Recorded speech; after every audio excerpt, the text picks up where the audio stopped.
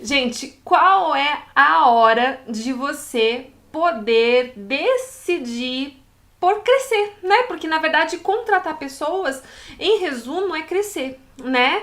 Conta pra mim, alguém tem esse medo? Qual é a maior dificuldade de vocês quando vocês pensam em contratar alguém? O que bloqueia vocês em relação ao momento pelo qual você decide que você vai contratar alguém? Alguém pode me dizer aí? Comenta pra mim, tanto no YouTube quanto no Instagram, pra eu poder saber qual que é a maior dificuldade de vocês. E lembrando que se você tá no Instagram, você tem que mandar coração para que o Instagram divulgue a nossa live. E se você está no YouTube, você precisa curtir para o YouTube entender que essa live tem valor para alguém, tá bom?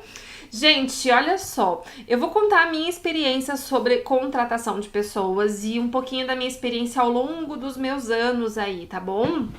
Para toda essa decisão aí de contratação de pessoas. Quando eu comecei lá no ano de 2008. E assim, era eu e minha mãe, então a gente já tinha uma equipe boa, né? Porque 2 pessoas já é uma equipe, né? A gente não pode dizer, muita gente trabalha sozinha, pior trabalhar sozinha, né? Então eu trabalhava com a minha mãe. Aí eu tive uma sócia no ano de 2008 mesmo, ela entrou na sociedade, ela ficou comigo por 1 ano. Essa sociedade não funcionou e um dia ainda eu conto essa história pra vocês de por que não deu certo. Porque, né, tem coisas que dão, tem coisas que não dão. Então a gente conversa, né, um dia sobre isso. Então a gente tinha 3 pessoas no nosso primeiro ano, tipo, quase sem encomendas.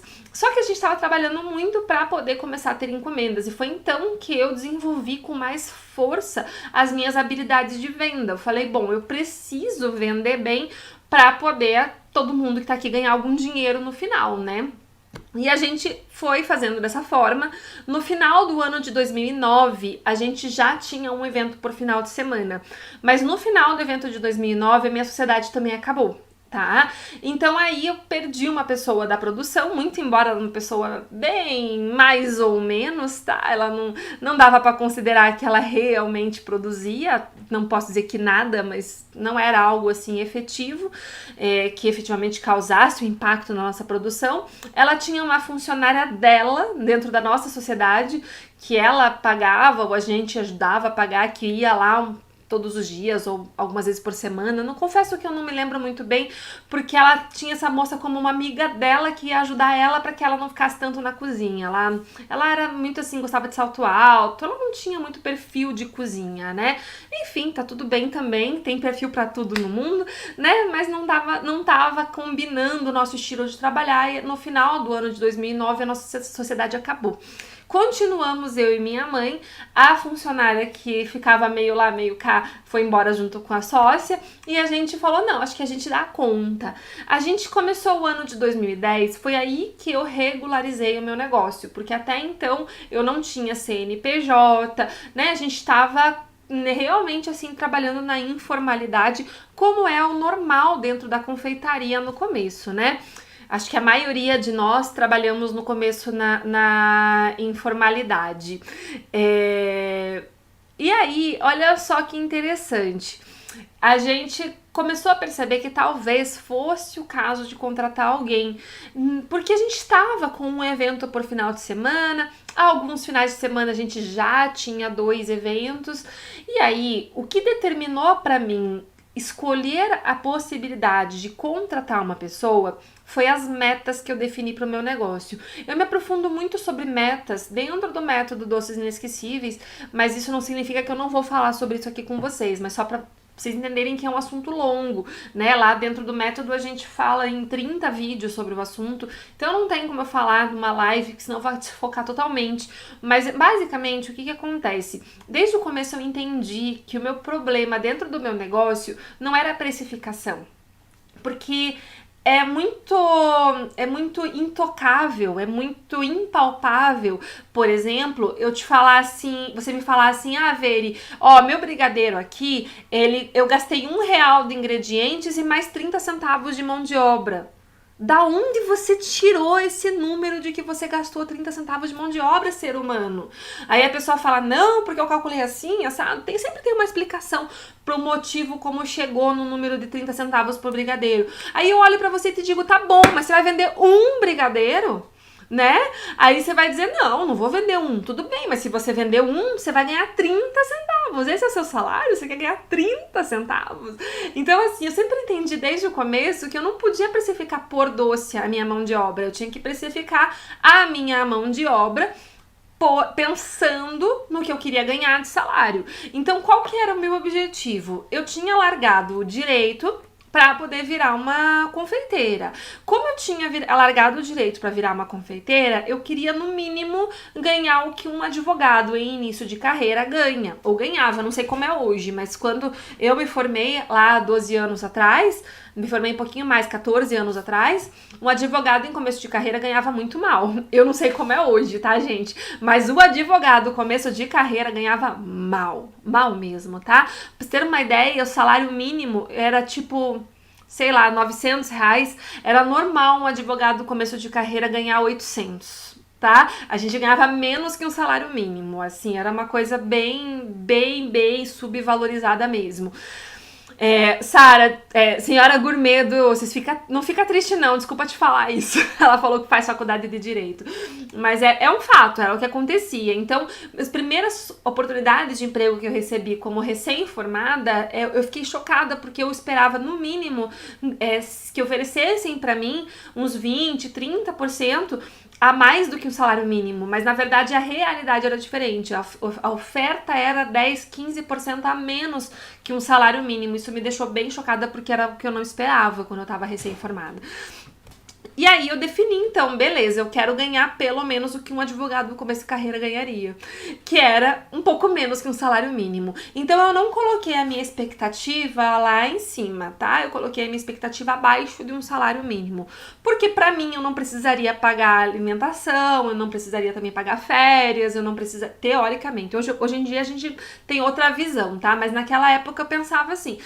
Então, assim, eu não precisava também de um salário muito alto, porque eu morava com meus pais, aquela coisa. Então tá, defini o meu salário, defini o salário da minha mãe. Aí a gente tava começando a fluir as coisas. Tipo, tava dando, sabe? Aquele salário que a gente queria ganhar no final do mês, a gente tava ganhando, porque a gente tava atingindo a meta de vendas. Só que daí a gente tava trabalhando muito assim, dentro do que eu queria trabalhar. Eu já falei pra vocês que eu sou aquela preguiçosa, né? Eu sou preguiçosa inteligente. Gente, eu trabalho pra caramba, tá? Hoje eu cheguei aqui 7h30 da manhã, eu saio, na verdade, eu cheguei aqui 8 horas da manhã, porque 7h30 eu tava no carro já mandando áudio no Telegram pra vocês. Mas eu cheguei no ateliê 8 horas da manhã, arrumei todo o ateliê, gravamos até meio-dia. Meio-dia eu saí daqui, eu fui pra casa, almocei. O Insta travou? Não travou não, gente, tá funcionando bem pra mim aqui.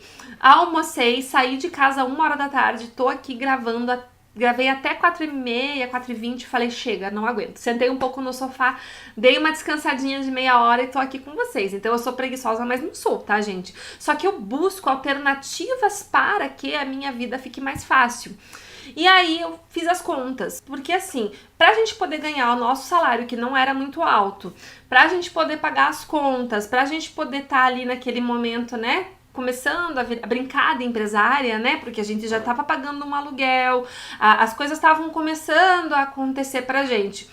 Como isso estava acontecendo e a gente estava pagando um aluguel baixinho, porque a gente tinha um imóvel bem pequenininho, só porque a gente queria ter saído de casa e tudo mais, a gente tava trabalhando muito.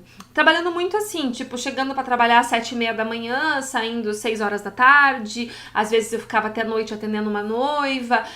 Nunca viramos noite, tá? Eu sempre falo muito sobre isso, eu nunca virei uma noite trabalhando, sempre me preocupei muito com isso, ensino muito vocês a não virarem noite, porque eu acho isso um absurdo. Bom, de qualquer forma, o que aconteceu? Vamos pôr na ponta do lápis. Se a gente quer ganhar mais, quanto que a gente queria ganhar? O dobro, né? O dobro ainda não era muito dinheiro, porque se a gente estava ganhando, por exemplo, 700, 800 reais por mês, a gente queria ganhar 1.400, 1.500. A gente tá falando de 10 anos atrás, tá, gente? Um pouco menos. Nessa época, 10 anos, o ano de 2010. Então, assim, mas mesmo assim, R$ 1.500 no ano de 2010 não deixava ninguém rico, né? A gente, que seria talvez o equivalente a 2.200 de hoje. Era o que a gente queria ganhar naquele momento. A gente sabia que futuramente, eu sempre falo assim, quando você vai fazer um plano na tua vida, você planeja dali a 1 ano, daqui 5 anos, dali 10 anos. Eu planejava, dali 10 anos, estar ganhando 5, 7, 8 mil por mês com os doces, que é o que eu ganho hoje. Funcionou meu plano. Mas naquela época eu sonhei menor. Eu sonhei, vou ganhar 1.500. Beleza. Chegou a hora da gente fazer as contas. Tá bom, a gente tava vendendo bem, o suficiente para ganhar os R$ 800 mais ou menos. Só que se a gente quisesse ganhar 1.500, a gente teria que fazer o quê? Dobrar as vendas, ou pelo menos aumentar uns 35% as vendas. Porque não é assim, tipo, então eu faturo 10 mil, então agora eu vou aumentar minha meta para faturar 10.500 e aí vai sobrar 500 para mim. Não é, né? Porque quando você vende 500 a mais, você gasta com mais insumos, você gasta com mais luz, você aumenta seus gastos das outras coisas. Então não é uma conta simples. Aí a gente fez as contas que para a gente poder chegar no valor que a gente queria ganhar de salário, a gente ia ter que quase dobrar o número de eventos. E aí veio a decisão, caramba, se eu vou ter que dobrar o número de eventos, como que eu vou fazer pra dar conta, sem virar noite? E, gente, eu tinha esse princípio dentro de mim desde sempre. Eu não quero virar noite. Eu não vou acabar com a minha vida, eu não vou acabar com a minha saúde. Eu sempre tive isso muito claro pra mim. E aí, tanto que, por conta disso, eu sou uma pessoa muito focada. Eu sou uma pessoa muito determinada. Quando eu chego no meu trabalho, nada me desconcentra. Tanto que às vezes eu brinco que tem produção rolando na cozinha e eu não posto stories. Não porque eu tenho vergonha da minha produção, porque, cara, eu tô tão focada pra aquela produção sair perfeita que quando eu vejo já foi entregue, eu não fiz foto, sabe? Eu tenho uma preocupação muito grande, eu não fico matando tempinho no meu trabalho. E isso faz também com que me ajude a não precisar vir à noite. Então, como eu sabia que se eu tivesse que aumentar muito a minha produtividade, a minha produção, eu ia ter que vir à noite, eu falei, não vai rolar. E foi então que eu decidi, naquele momento, que era a hora de contratar a primeira pessoa, tá? Então, foi assim a nossa decisão para contratar a primeira pessoa. Não foi fácil, porque assim, uma coisa é eu não vender num certo mês o suficiente e naquele mês não conseguir tirar o meu salário, né? Puxa vida, esse mês eu tava programando a receber R$ 1.000, né? E aí eu não consegui vender o que eu queria vender porque aconteceu sei lá o quê, e aí agora eu não vou conseguir tirar R$ 1.000, mas tudo bem, vou tirar 500 ou não vou tirar desse mês, eu só vou pegar o suficiente para pagar as continhas. Na época eu morava com os pais, então não tinha muita conta, né, o celular ali que eu pagava e tal. Eu podia fazer isso, mas a partir do momento em que eu tinha uma funcionária, eu não podia mais. Porque aí você não pode atrasar salários, tem que pagar tudo direitinho. E pasmem, a minha funcionária começou ganhando mais do que eu. Porque ela entrou com salário mínimo, eu não ganhava um salário mínimo. Ela ganhava salário mínimo, férias, 13º, ela ganhava vale alimentação, e a pessoa aqui não ganhava nem um salário mínimo. Então, minha primeira funcionária ganhava mais do que eu, tá? Enfim, é o começo. E aí eu digo assim, que quando a água bate na bunda, né, aquele momento que você fala, caramba, agora eu tenho que, né, dar um jeito. Aí você cresce. E aí o que aconteceu? Crescemos muito. Em vez de fazer 2, 3 por final de semana, de repente a gente tava fazendo 4. E aí chegou um momento que a gente tinha que contratar o quê? Uma segunda. E sempre trabalhando com a planilha de metas, sempre avaliando, caramba, para eu poder ganhar um pouco mais do meu salário, porque eu queria aumentar o meu salário, mas eu não aumentei ainda, tá? Eu só aumentei o meu salário no ano de 2011. 2011 eu casei, né? Casei não, fui morar com meu marido. A gente casou em 2014, 2015, nem sei te dizer agora quando que a gente casou, mas foi por aí. Quando a gente decidiu ficar junto e morar junto e tudo mais, daí eu comecei a ter uma coisa assim de necessidade de pagar as contas, né? Eu precisava pagar aluguel, precisava ajudar aí algumas coisas. E aí eu falei, bom, agora eu tenho que forçar. A pergunta até calha bem da Dreamer Bake House. Ela perguntou como ficou o lucro com essa contratação. Ficou péssimo, ficou horrível. Tipo, a gente ficou meses ganhando até menos do que a gente ganhava. Então a gente ganhava tipo 800, foi pra 700, 650. Ficou bem apertado. E aí quando eu conheci meu marido, a gente decidiu que a gente ia morar junto, a gente fez as contas, somando o salário que ele ganhava na empresa que ele começou a trabalhar, mais o meu dinheirinho, ainda faltava. Eu precisava tirar 1.200 ou 1.400, acho que era 1.400. Aí eu cheguei pro meu pai do financeiro e falei, pai, eu preciso tirar 1.400. Se eu não tirar 1.400, eu não tenho como morar com meu marido, né? Eu não tenho como morar com o Davi. E aí meu pai falou, mas não sei como, você vai ter que vender mais. E aí o que a gente faz? Quando a água bate na bunda, a gente dá um jeito. Quem quer dá um jeito, quem não quer dá uma desculpa. Eu sempre falo isso pra vocês. E aí eu aumentei as vendas, fiz o que eu tinha que fazer da minha parte, e aí eu garanti que o meu salário subisse para 1.400, isso no ano de 2011, tá? E nessa época, mais ou menos nessa época, foi quando a gente sentiu a necessidade, até acho que um pouco antes, acho que ainda no final do ano 2010, foi quando a gente sentiu a necessidade de contratar uma segunda pessoa. E aí que o medo bateu. Você acha que bateu medo na primeira contratação? Bateu nada. A gente foi com medo, mas a gente foi mesmo. Na segunda contratação rolou choro de nervoso, tá? Reunião bem séria, várias reuniões para decidir. E aí a gente viu que para poder contratar uma segunda pessoa, meu Deus, as nossas metas iam aumentar muito. E a gente fez isso, a gente aumentou as metas e contratou uma segunda pessoa. O que eu tenho que dizer para vocês? Primeira coisa que você tem que avaliar é isso. Se você tá virando noite recorrentemente, toda semana ou a cada 15 dias, já pra mim já é recorrente. Uma vez por mês pra mim já é recorrente. Já é hora de você pensar em contratar alguém, tá?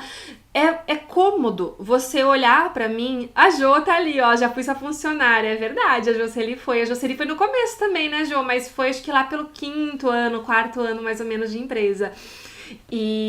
Mas voltando aqui ao foco, quando a gente decidiu, né, que a gente tinha que crescer, que a gente tinha que tomar algumas atitudes e tudo mais, a gente percebeu que era hora de contratar. É muito fácil você olhar pra mim e falar assim, Veri, mas é que assim, eu não tenho evento toda semana, mas é que assim, como é que eu vou saber? Porque tem semana que tem 3, na outra semana não tem nenhum, né? Aí você faz o quê?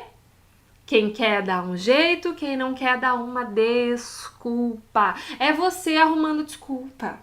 Gente, dá pra ter evento toda semana sim. Dá pra você dizer não e não pegar 6 eventos num único final de semana se você não dá conta. Simples assim. Agora, se você quer pegar esse evento, não quer perder e tudo mais, aí vale a pena você pegar o freelance. Ou taxa, aqui a gente chama de taxa, né? O taxista, o freelance. A Jocely trabalhou aqui, ela deve ter pego vários taxistas aqui dentro. A gente tem vários. Hoje eu devo ter uns 4 ou 5 treinados e a gente, cada vez que precisa, chama quem é da especialidade. Então, por exemplo, para bolo, eu tenho 3 pessoas que trabalham com bolo de pasta americana. Se apurar, eu tenho 3 pessoas que foram treinadas. Caiu do céu? Não caiu, gente. Foi há alguns anos, pegou treinou, deu certo, não deu. A maioria dos freelancers que trabalham comigo, trabalharam fixo. Então, são pessoas que eu confio, que são treinadas, né? E aí a gente chama pra vir a hora que apura. Por exemplo, agora na pandemia, eu tive que mandar embora a pessoa responsável pelos chocolates. E ela tá disponível pra vir fazer freelance. A gente conversou e ela vai vir sempre que precisar, enquanto eu não puder voltar a contratar ela fixo. Gente, freelance é uma relação de confiança. O freelance, ele tem que render muito mais do que um funcionário normal, tá? Então, o freelance tem que ser bem pago, ele é mais bem pago do que um funcionário normal, mas ele também tem que render mais do que um funcionário normal. tá? Porque tem que valer a diária dele, tá bom? A Luana Castro falou, sou MEI, só posso ter uma funcionária registrada. Para contratar mais, faço por contrato ou melhor por freelance? O melhor é mudar de empresa, tá? Muda para ME. Tem que fazer isso, Luana, porque, cara, contrato é um pepino, porque para você poder contratar alguém, seja por CNPJ e tudo, você tem que comprovar que não há vínculo trabalhista. E o que determina o vínculo trabalhista? Regularidade, horário para começar, horário para terminar e subordinação. Se a pessoa é subordinada a alguém, ela daí diretamente, aí é vínculo trabalhista. Aí na justiça você quebra qualquer contrato. É um perigo, tá? Então evite fazer na irregularidade. Freelance você pode pegar até 2 ou 3 vezes na semana, pagando diariamente, fazendo recibo, e aí você consegue também, tá? Questão de treinar é muito importante, gente. Aí começa o segundo medo normal das pessoas que não querem contratar. O primeiro medo é essa questão financeira, né? Que a gente resolve definindo meta, precificando da forma correta e se organizando. Agora, a questão que eu vejo que o pessoal tem muito medo é: vão roubar minhas receitas. E aí, quem tem medo de roubar receita? Enquanto vocês comentam aí, deixa eu ver o que o pessoal tá comentando no YouTube aqui. Olha só, Ana Luísa falou exatamente isso. Medo de contratar e ter uma concorrente conhecedora dos meus produtos e receitas. Legal. Quero contratar, porém não tenho renda. Ô, Cíntia, mas daí não dá, né? Como é que você tem trabalho suficiente para ter que virar à noite e não tem renda? Tá mal precificado, você tá fazendo errado, tá? A Fábia, estou treinando minha irmã. Ótimo, isso aí. Deixa eu ver quem mais. Como garante que o funcionário não vai te dar golpe? Show de bola. Deixa eu ver quem mais ali que comentou. Quanto pago para freelance? Não tenho como te dizer, tá? Os meus freelances aqui recebem de 80 a 100. Depende da especialidade deles, mas tem gente que paga mais, tem gente que paga menos, tem que ver como é na tua região, não posso te dizer isso com certeza, tá? Como garantir que o funcionário não vai te dar golpe? Como garantir que você não vai dar um golpe na noiva, que você não vai receber o dinheiro e não vai sumir? Como garantir que você não vai ser assaltado na esquina quando você sair de casa? Como? Não garante, né, gente? Não garante. Você pode se garantir pra noiva, mas a noiva vai ter certeza? Ela só vai ter certeza quando você entregar.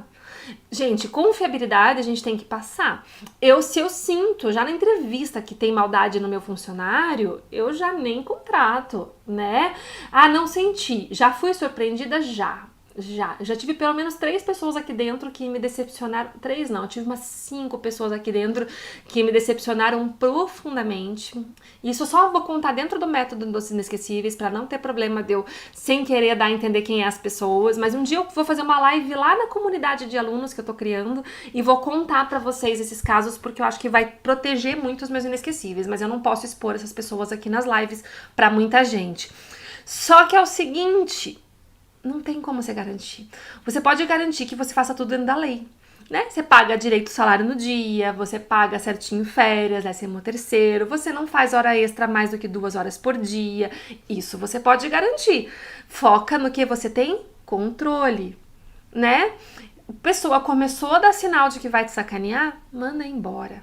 Essa é a grande dica que eu te dou. A gente fica com pena, às vezes, a gente acha que a pessoa, de repente, né, tipo, ai, coitada, eu acho que ela tá querendo me sacanear, mas pensando bem, eu acho que não tanto. Gente, desapega. Existem outras pessoas no mercado que podem substituir. O meu maior erro com uma funcionária foi essa, que eu não quis mandar ela embora, porque eu precisava dela. Eu tava grávida, eu precisava dela. E eu me ferrei, mesmo quando ela deu sinais de que eu precisaria mandar ela embora. Eu não mandei. Então, quando deu sinais, gente, desapega, manda embora, contrata outra pessoa. Tem muita gente querendo trabalhar. Tem muita gente querendo trabalhar bem, com qualidade, com dedicação. E é essas pessoas que você precisa do teu lado. Uma pessoa ruim atrasa demais a tua produção. Uma pessoa boa faz a tua produção ir muito mais pra frente. E aí, gente, é erro e acerto. Você tem 3 meses, normalmente, de experiência. Usa esse teu direito de fazer 3 meses de experiência. Não deu certo? Troca. antes de dar os 3 meses, tá? Agora, tinha uma pergunta interessante que eu vi aqui em cima. Aí, Martins Vieira Dias e mais outras pessoas no YouTube comentaram sobre isso também, então vou falar sobre isso. E aí, gente, quando você contrata alguém, você cria um concorrente? O que vocês acham sobre isso? Vocês dão receita pro funcionário? Gente, já pensou que é legal? Se eu não desse receita pros meus funcionários? Aí eu ia ter lá 12 casamentos no final de semana, né? Um faturamento mensal de 100 mil reais na minha cozinha.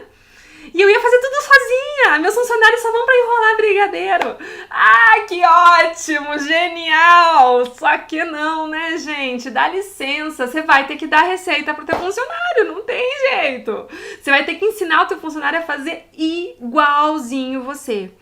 Ah, mas daí vai roubar a minha receita. Ai, me desculpe, gente. Você inventou a roda. Você acha que alguma receita que eu ensino aqui pra vocês nas lives não é cópia de algum lugar? Ou porque eu aprendi numa aula, ou porque eu juntei de 2 aulas e criei uma no meio do caminho. Ou, cara, ninguém mais inventa roda na confeitaria. Ninguém mais inventa roda. Você vai no YouTube e você pega um monte de receita. O teu funcionário, se ele quiser receita, ele vai pegar com você, ele vai pegar no YouTube. Tipo, para de pensar nisso. Ah, mas vai virar concorrente. Beleza, agora, se o teu funcionário virou concorrente a ponto de te desestabilizar, vou te jogar uma real. Você tá errada.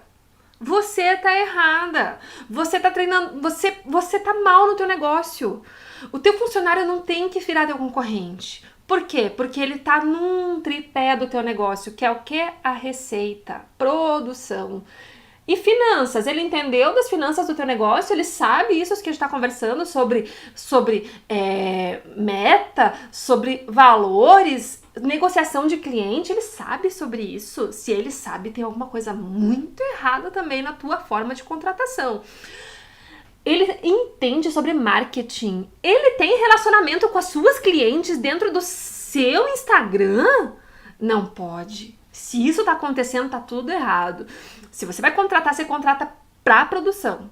Você contrata pro comercial, não pras duas coisas. Nunca. Você não pode fazer isso porque aí você tá dando um curso pro teu funcionário. Era mais fácil você pagar o método Doces Inesquecíveis e colocar o funcionário para assistir. O método Doces Inesquecíveis não é um curso para funcionário assistir.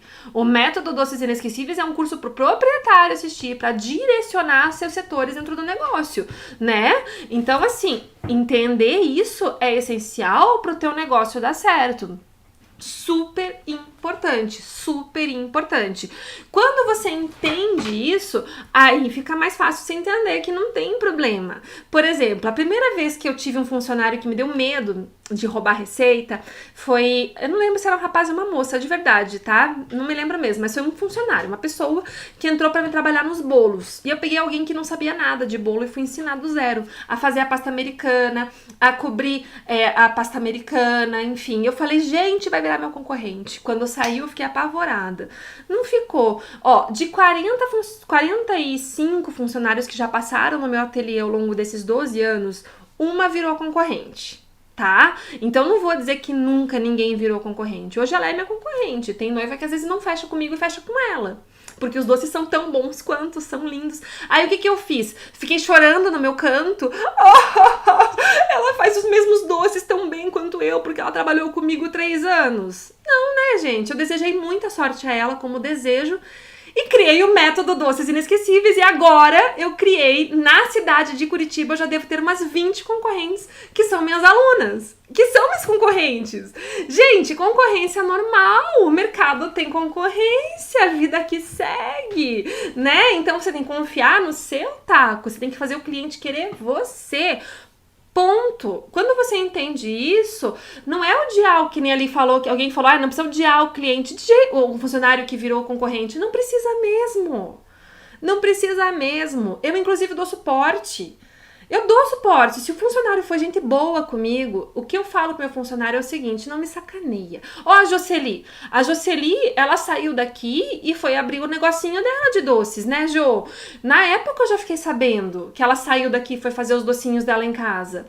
Em algum momento eu achei isso ruim? De jeito nenhum. Quando o negócio é feito de forma limpa, quando o negócio é feito na honestidade, qual é o problema da pessoa querer tentar a vida e ganhar mais em casa? Ou de repente até não vai ganhar mais, mas vai poder, de repente, ter mais tempo com a família? Sei lá qual que é o almejo de cada funcionário. O sol é para todos, a Ana Paula falou tudo, o sol é para todos. Só que você não pode também dar uma faculdade pro teu funcionário.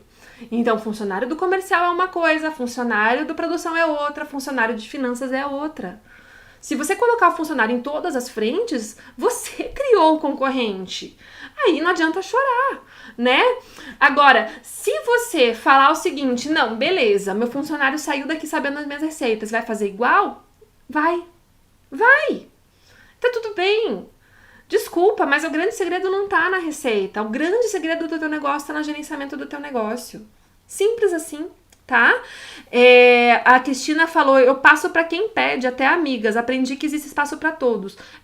Eu não saio passando receita, quer dizer, agora eu saio, né, gente? Agora eu dou aula muita gratuita, inclusive 90% do meu conteúdo aqui, ele é gratuito pra vocês, porque meu objetivo aqui é distribuir. Mas antes, quando eu não dava aula, eu não saía passando receita. Se me pedissem, eu dizia que eu aceitava encomenda, porque daí também é um pouco demais, né? Por exemplo, assim, eu tenho uma receita de pão de mel que é maravilhosa. Uma cliente veio me pedir a receita. Mas você não me ensina? Eu falei, não ensino. Mas você não me vende? Eu falei, não, eu não vendo. Eu vou fazer um curso de Natal, final do ano, eu vou ensinar. Se você quiser, você entra no curso, né? Porque, poxa, é uma receita que tem na família há 30 anos, que é maravilhosa, que é fofinha, deliciosa, recheada. Aí é o caso, daí eu avaliei, achei que não era o caso de passar. E aí, se ela quiser final do ano, ela encomenda comigo. Se ela quiser final do ano, ela entra no curso, né? Simples assim. Então, tem horas que a gente tem que também saber se posicionar com jeitinho, com educação. Mas é importante a gente conversar sobre isso. Então, desapega da tua receita, desapega do segredinho, porque é isso que vai fazer você se focar no que é importante. É importante para você atingir a meta de vendas mensal. Você tem que vender um número X se você quiser garantir o salário do teu funcionário e o seu salário. Então, deixa o funcionário fazer o que ele sabe, que é a receita, que tá ótimo, ele foi contratado para isso.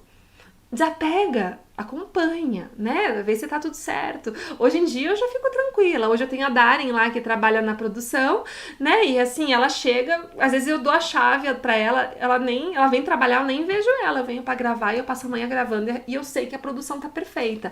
Mas no começo eu ficava em cima. Você começa cuidando pra ver se tá certo, se tá do jeito que você gosta, se da textura que você gosta. E às vezes você vai se surpreender que às vezes teu funcionário faz melhor do que você. Gente, dá pra acreditar que existe gente melhor do que a gente no mundo? Existe muita gente melhor do que a gente. Eu falo, tem muita coisa que eu sou normal. Só porque eu tenho aqui a habilidade de vir e falar com vocês, explicar e fazer vocês enxergarem coisas que não estão enxergando. Mas tem muita gente que é melhor do que você. E o que você quer? Eu quero alguém melhor do que eu trabalhando na cozinha, sem sombra de dúvida. Sem sombra de dúvida. Assim eu trabalho tranquila e foco no que é importante, que é vender para os clientes. A Lohan perguntou ali, fala Lohan ou é o Lohan? Não sei pela foto. Perguntou ali onde você busca funcionário. Hoje em dia a gente busca primeiro no Senac. Tá? O Senac tem uma escola de confeiteiros muito boa, de gastronomia e de confeitaria, e existe uma página que chama Banco de Oportunidades. Você se cadastra lá, aí eles vão fazer um cadastro, acho que eles vão te ligar, não sei como é que faz tempo que eu tenho o cadastro lá. Você entra lá, você se cadastra, e aí você pode, sempre que tiver uma vaga, abrir dentro do banco de oportunidades, tá?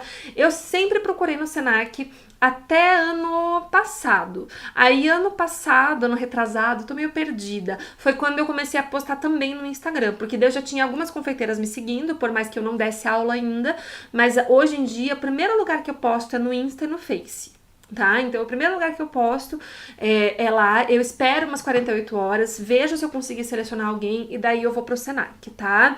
Eu não busco formação, eu não busco graduação. Inclusive, eu tenho uma experiência maravilhosa com uma funcionária graduada, que é a Camila. Vocês vão conhecer, ela vai participar comigo do bônus de Natal, ela vai me ajudar no bônus de Natal, ela é incrível. Vocês vão conhecer ela, mas é a única funcionária, não, ela e a Yasmin também, tá? Foram duas funcionárias formadas, assim, que, tipo, maravilhosas, assim, não tem um A pra falar. Mas antes de elas, eu já tive vários casos de funcionários formados que me deram o maior problema. Então, eu não procuro formação, eu procuro caráter. Acima de tudo, eu procuro caráter. E eu avalio na entrevista, avalio nas perguntas o caráter. Tem como ter certeza? Não tem. A gente só vai ter noção do caráter da pessoa no dia a dia. Mas eu busco honestidade, eu busco pontualidade. Eu prezo muito quando um funcionário vem pra mim e me fala, Vê, ele fiz uma cagada. Estraguei a receita. Eu prezo muito. Esse funcionário ganha 1000 pontos na frente daquele que faz a receita e joga no lixo pra eu não ver. Que se eu descubro, perdeu totalmente o ponto, sabe? Como conseguiu manter a renda mesmo com menos funcionárias? Não consegui, tá, Lohan? Neste momento, eu não posso ser hipócrita de dizer pra vocês que eu tô fechando a mesma coisa que eu fechava. Só que eu não sou parâmetro. As minhas inesquecíveis que trabalham poucas festas estão fechando contratos da mesma forma durante a pandemia, ou talvez com um pouquinho a menos, mas veja só, é dinheiro que entra e que não é gasto agora, né? Então aumenta bastante. Agora, neste momento, eu tô com menos pessoas e eu também não estou vendendo tantos casamentos. Inclusive, eu nem tô divulgando, eu não tô marcando quase degustação neste momento. Porque eu decidi que agora eu vou me focar pra vocês. Eu quero fazer a vida de vocês mudarem. Eu sinto que isso é uma missão de vida que Deus me deu. Se Ele me deu uma dificuldade tão grande, que foi passar por uma pandemia, um momento tão difícil de eventos parados, né? Eu não vou fechar 10 casamentos por semana como eu usualmente fechava. Impossível, as noivas estão apreensivas, elas não sabem se os buffets vão se manter ou não. Mesmo assim, elas estão fechando. Veja só, eu fechei um contrato semana passada, então não é que elas não estão fechando, mas não no mesmo volume. Eu conseguiria fechar tranquilamente uns 3 casamentos por semana, se eu quisesse, conseguiria, mas eu prefiro gastar a energia que eu tava gastando nas vendas aqui com vocês, fazendo um pouco mais de lives. Então aproveitem que esse conteúdo realmente é um conteúdo escasso. Quando os eventos voltarem ano que vem, eu não sei se eu vou poder fazer todo esse conteúdo para vocês por conta da demanda que a cozinha me dá, né? E aí, o que eu percebi também, Lohan? Super importante tua pergunta. Quando eu faturava 100 mil por mês, porque eu chegava a faturar 100 mil reais no mês vendendo doces, quando eu tinha 10 funcionários, o meu lucro quase não aparecia. Eu trabalhava muito e a minha lucratividade caía. Mas por quê? Porque eu tinha um custo de vida muito alto, né? Um custo de produtividade muito alto. Eu tinha muita mão de obra, eu tinha aluguel muito alto, eu tinha muita coisa. Então, qualquer ventinho na economia que ficava uma semana fechando menos contrato, me deixava no negativo a ponto do quê? De precisar de um empréstimo. E esse ciclo vicioso fez com que no ano de 2017 eu viesse a falir, tá, Lohan? Acho que você é novo aí, não sei se você é ele ou ela, fala pra mim que eu tô na dúvida. Mas você, né, tô te conhecendo hoje, mas acho que você me conheceu agora também. No ano de 2017 eu fali. E aí chegou um momento que eu tinha um bebê pequeno, 450 mil reais em dívida. E eu tive que me reerguer, eu tive que aprender do zero de novo a como gerenciar o meu negócio. E aí foi aí que eu desenvolvi o que hoje eu ensino no método Doces Inesquecíveis, o que eu errei e o que eu consertei para sair dessa situação de dívida, que eu saí, né? Mas eu diminui um pouco o meu tamanho, aumentei o meu lucro e eu cobrei mais caro pelos meus doces. Então eu cobrava menos, vendia mais, mas tinha menos lucro. Agora Luísa, ótimo, beleza, Luísa. É que tá só a cabeça aparecendo, dá pra ver se é homem ou mulher ali, agora já sei. Então veja só, eu tive que fazer o seguinte, eu tive que me reinventar o meu método de trabalho, que hoje é o que eu ensino, organização de agenda, organização de produção, produtividade, tudo que eu ensino dentro do método Doces Inesquecíveis, além das receitas maravilhosas, que algumas receitas são só do método mesmo, e tudo isso fez com que eu conseguisse sair daquela situação de falência, entrar numa situação de recuperação comunicação excelente, positivo, conta positiva, que era uma coisa que eu achava que eu nunca mais na minha vida ia conseguir, eu achava que eu tava fadada a falir, né? Mas isso tudo foi atrás de uma estratégia para subir preço, valorizar meu trabalho, conseguir trabalhar menos e ganhar mais. Dá trabalho? Dá. Em nenhum momento eu prometo para meus alunos facilidade. O que eu prometo para vocês é solução com o trabalho. Não existe mágica. Existe trabalho duro, mas dá para fazer e dá para viver muito bem da confeitaria.